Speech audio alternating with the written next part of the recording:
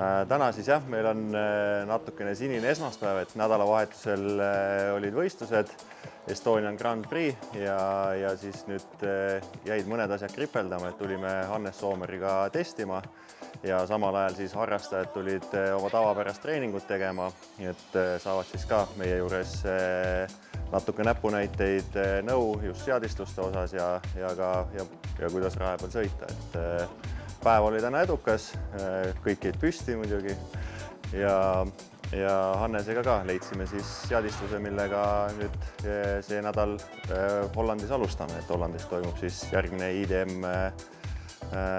IDM-i etapp ja teised, kes siis harrastajad sõitsid, ilmselt jäid ka oma päevaga rahule, et ei tea, kas keegi rekordit ka tegi, aga ilmselt nautisid sõitmist.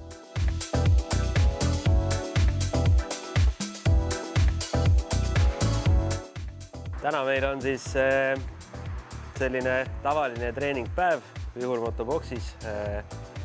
Mina testisin mootorrattal mingeid erinevaid seadeid, valmistume ette järgmiseks Saksa meistrivõistluste etapiks.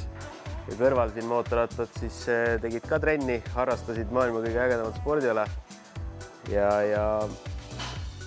lahe on nagu see, et siin kõik saavad ühes boksis kokku. Et ei ole nii, et mina olen omaette ja need mehed, kes tegelikult seda ala sama palju armastavad kui mina, peavad olema kuskil platsi peal. Et seal on toredate inimestega on lahe koos ühes boksis olla.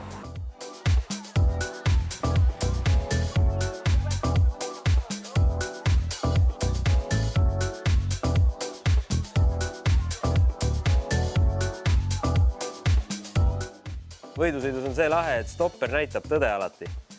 Et ringiaeg oli hea, siis me oleme rõõmsad ka.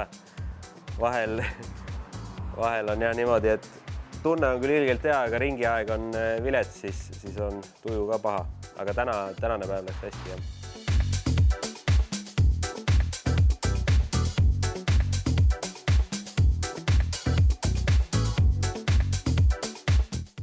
Väljas on vihmane ilm, varsti on siis see aeg käes, kus tuleb lumi maha, siis meie klubi siis kolib talveks Hispaaniasse, et oleme seda praktiseerinud juba päris pikalt, et sõiduoskus roost ei läheks ja paljudel on ka talvel rohkem aega, kellel on rohkem suvel tööd teha, siis talvel saavad nautida ja sõita mootorrattaga Hispaanias.